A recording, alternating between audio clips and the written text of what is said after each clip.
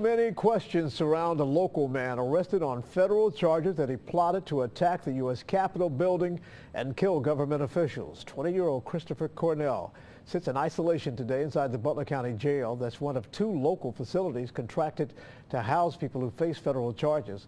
Local and federal agents arrested the Green Township man yesterday outside of a gun store in Colerain Township. Now, all of this after investigators say the man who allegedly aligned himself with ISIS wanted to set off pipe bombs inside the U.S. Capitol and then shoot people as they ran out. Good afternoon. I'm John Lomax. Shocked and stunned.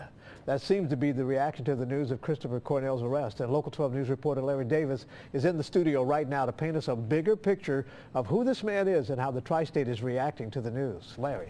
Hi, John. Well, Christopher Cornell lived on the west side, Green Township, and he attended Oak Hills High School. The school declined to have someone speak on camera today about the case, but did issue a brief statement this morning. Current OHH principal John Stoddard says, quote, Christopher Cornell was a 2012 graduate of Oak Hills High School.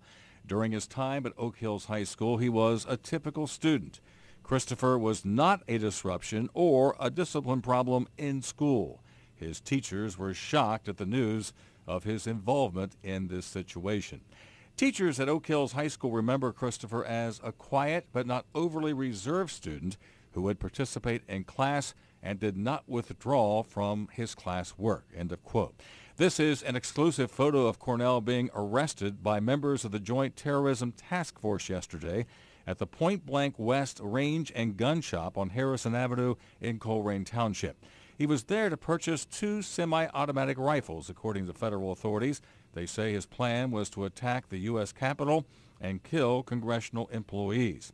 Kevin Tierney is a former special assistant with the U.S. Attorney's Office and former special agent with the Secret Service. He says the investigation into Cornell is far from over. Yeah, there's undoubtedly leads that are being pursued based on information that they were getting during the course of the investigation. You can just tell from the affidavit itself that this guy was communicating with people overseas, not to mention within this country as well. So, yeah, there's a lot of leads to be followed in this case for sure. And John Tierney, who now works with the law firm Frost, Brown and Todd, says based on the affidavit alone, it appears the government has substantial evidence against Cornell since he has been under investigation now since last summer. He also says that Cornell fits the profile of the type of person the government tells us to be aware of.